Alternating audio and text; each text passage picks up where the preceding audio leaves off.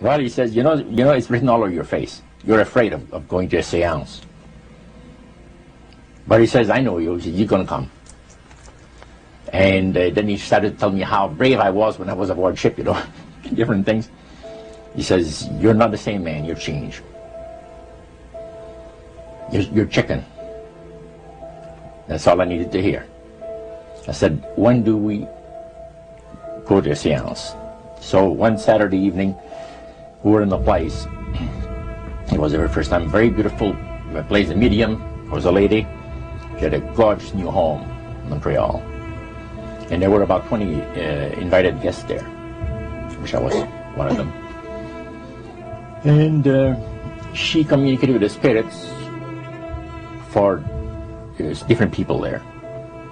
And telling them what the spirit said. One man said, I would like to talk to my friend that died 6 months ago. But I don't want him to appear. Just want to talk to him. Because he says, I don't trust you talking to my friend for me. So the medium says, let me inquire of the spirit. Yeah, the spirit will talk with you. And that big masculine voice was heard in the place. It says, hi Frank. It's nice of you to ask for me to talk with you. And they had a little chat. And after it was over, Frank says, this is the greatest thing on earth, to be able to talk with the spirits of the dead. Then the medium said, we have a very special surprise tonight for you people.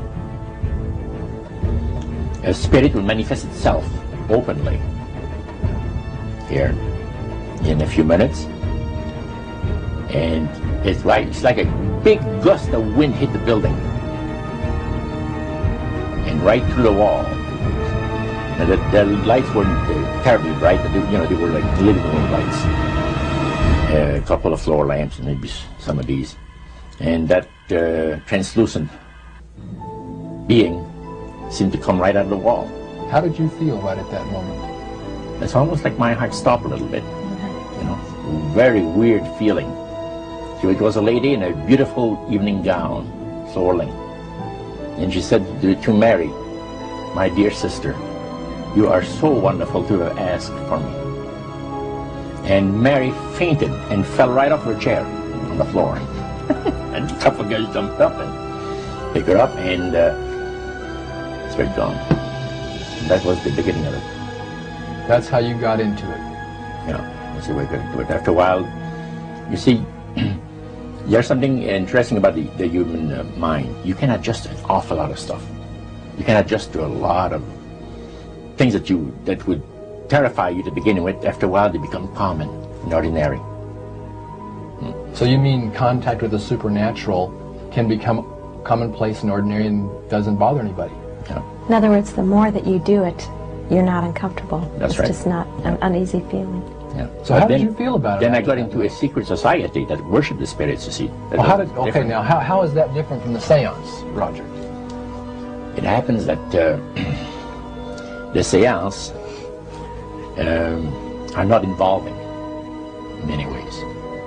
But when you get into a secret society of spirit worshippers, then, and especially when you're invited there by the direction of the higher-ups in the spirit world, you never get out of there alive. And this is exactly what my friend and I were up against. We didn't know anything about.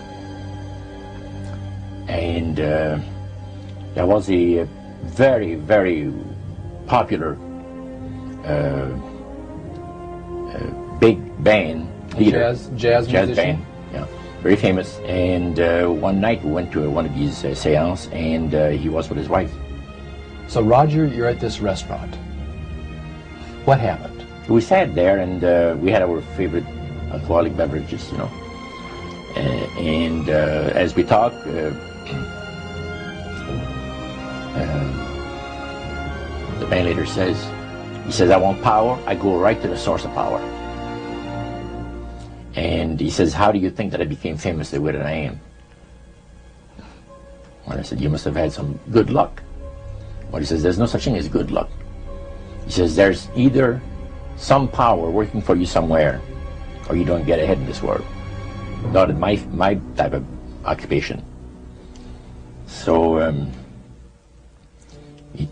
it went from there. We got talking about spirit worship. Did it intrigue you? Or did it make you want to find out more about what exactly he was talking about? Yeah. So he said the supposed spirits of the dead that you're talking with are demon spirits. They're fallen angels. They're beautiful beings. Just set it out, just like Oh, that. yeah. It didn't make you uneasy when he said they were Well, demons? it shocked you a little bit, something that you first hear mentioned to you. He said, you guys have got a great future ahead of you. Because we've been told, the high priest of our society, secret society, has been told that the master has very special plans for you too. Now, what did he mean by the master? Satan. And we were interested to hear more about it. And he told us, he says, look, we worship spirits.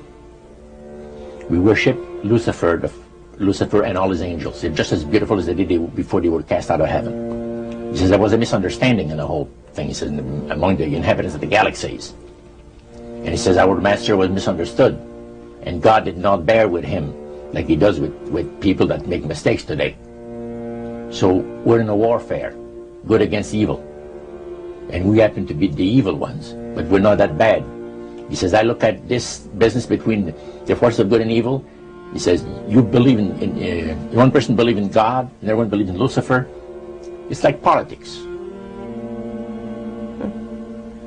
So the great controversy is real. And you've heard someone talk about it that's on the other side. And to these people, they are sold to the fact that Christ will not return to this planet with power and great glory. He's going to abdicate all claims to the planet, because the high priest once said that Christ will abdicate all claims to the planet because he knows that it is lawfully and rightfully Satan's. And at that time, he says, so the priest says, well, now, he says, for those of you that are new, let me tell you that this is the most feasible way, he says, to please the spirits. It's to deride Christ and his people, and his church and all that. So they sing out of Christian hymnals. They didn't sing Christian words to the hymns, however. Well, they changed a lot of them. Yeah, not for it's the a form of blasphemy. Yeah. Such as you see today in the rock music world. You see the entertainers, they have these crosses. The ladies got earrings, crosses. The guys got crosses. This is a form of blasphemy, a form of deriding Christ. You see, spirits cause the people to do that, to find pleasure in wearing this type of emblem, which is the cross is the emblem of the crucifixion of Christ to the Christians. Better to reign in hell than serve in heaven, is that it? Why not? I'm here on the ground with my nose in it since the whole thing began. I've nurtured every sensation man has been inspired to have. I cared about what he wanted, and I never judged him. Why? Because I never rejected him. In spite of all his imperfections, I'm a fan of man. I'm a humanist. Maybe the last humanist. Who in their right mind, Kevin, could possibly deny the 20th century was entirely mine?